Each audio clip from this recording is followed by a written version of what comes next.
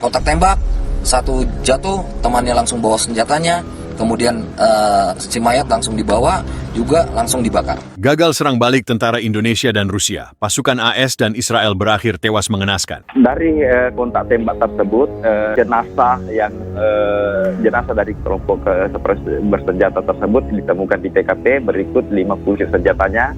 Kemudian dilaporkan juga, diperkirakan oleh anggota bahwa setidaknya 7-10 orang boleh dikatakan dipastikan juga tewas, namun jenazahnya, mayatnya dibawa kabur oleh teman-temannya, dan kita pastikan juga bahwa sebagian dari mereka juga mengalami luka-luka tembak.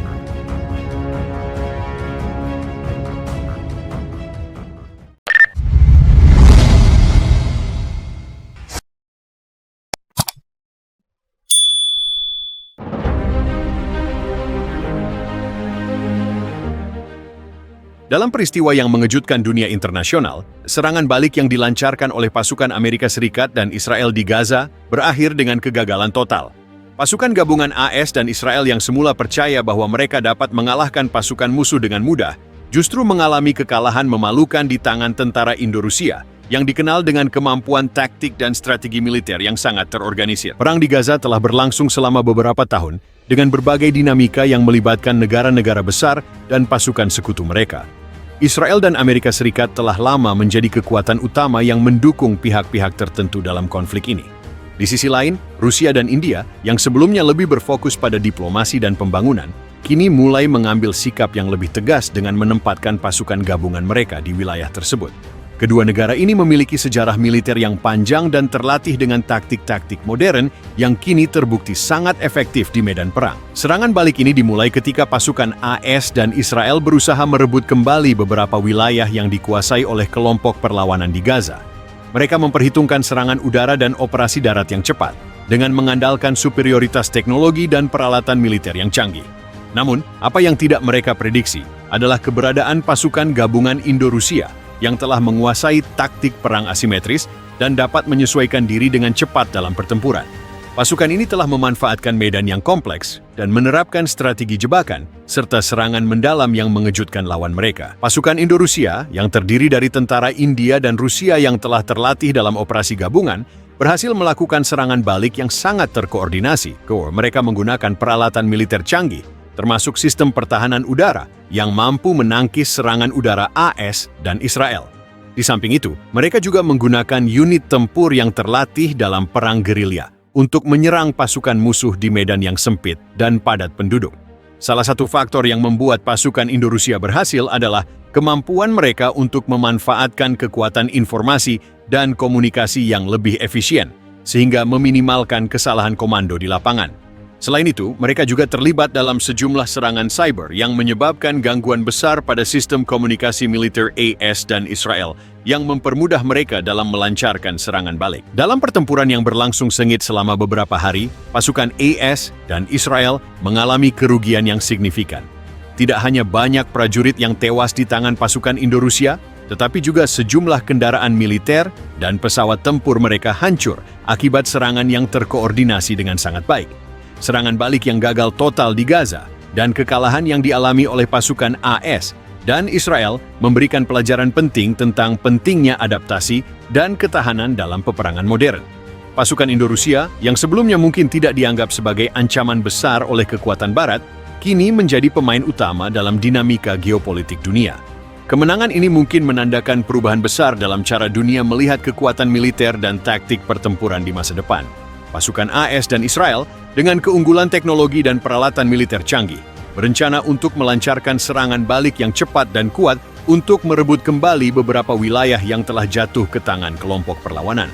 Mereka memperkirakan bahwa kekuatan udara dan serangan darat yang mereka miliki akan dengan mudah menekan pasukan musuh. Namun, yang tidak mereka prediksi adalah kesiapan dan kemampuan pasukan Indo-Rusia dalam mengantisipasi serangan tersebut. Pasukan gabungan ini, yang terdiri dari tentara India dan Rusia, memiliki pengalaman dalam mengoperasikan taktik perang asimetris dan strategi gerilya yang memanfaatkan medan pertempuran yang kompleks dan padat penduduk. Dengan keterampilan militer yang terlatih, mereka dapat dengan cepat menyesuaikan taktik mereka terhadap serangan musuh yang datang dengan cepat. Keberhasilan pasukan Indo-Rusia dalam mengalahkan pasukan AS dan Israel tidak hanya disebabkan oleh superioritas dalam taktik perang, tetapi juga oleh penggunaan teknologi militer yang sangat terorganisir dan efisien. Pasukan ini menggunakan sistem pertahanan udara canggih yang mampu mencegat serangan udara musuh, sekaligus memanfaatkan serangan darat dengan unit-unit yang sangat terlatih. Selain itu, pasukan Indo-Rusia melakukan serangan cyber yang sangat efektif untuk mengganggu sistem komunikasi dan koordinasi pasukan AS dan Israel. Ini memberi mereka keunggulan strategis karena pasukan musuh kesulitan untuk berkomunikasi dan merespons serangan yang datang dengan cepat. Penggunaan teknologi ini membuktikan bahwa perang modern kini bukan hanya tentang kekuatan fisik, tetapi juga menguasai kemampuan teknologi tinggi. Gaza telah menjadi pusat ketegangan geopolitik selama bertahun-tahun, dengan pasukan Israel dan kelompok perlawanan yang saling terlibat dalam konflik bersenjata. AS telah lama menjadi sekutu utama Israel, memberikan dukungan militer dan strategis untuk mempertahankan kontrol wilayah tersebut. Namun, dalam beberapa tahun terakhir, situasi semakin rumit dengan keterlibatan negara-negara besar lainnya. Rusia dan India, yang sebelumnya lebih banyak berfokus pada kebijakan diplomatik dan pembangunan, mulai menunjukkan kekuatan mereka dengan mengirimkan pasukan gabungan ke wilayah tersebut. Pasukan gabungan Indo-Rusia membawa pendekatan baru yang lebih terkoordinasi dan terstruktur dalam menghadapi pasukan AS dan Israel. Sebagai salah satu negara dengan kekuatan militer terbesar, AS dan Israel merasa yakin dengan serangan mereka yang direncanakan untuk merebut kembali wilayah yang dikuasai kelompok perlawanan. Namun, yang mereka tidak perhitungkan adalah keberadaan pasukan gabungan Indo-Rusia yang dilatih dalam taktik perang asimetris dan memiliki kemampuan adaptasi luar biasa di medan perang yang sangat kompleks seperti Gaza.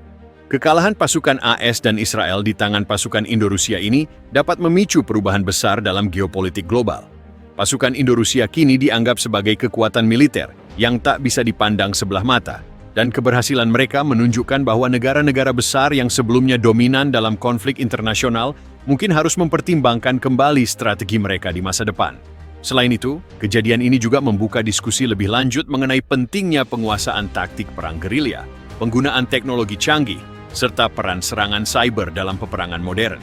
Ini dapat menjadi titik balik dalam cara negara-negara besar mempersiapkan pasukan mereka untuk menghadapi ancaman global yang semakin kompleks.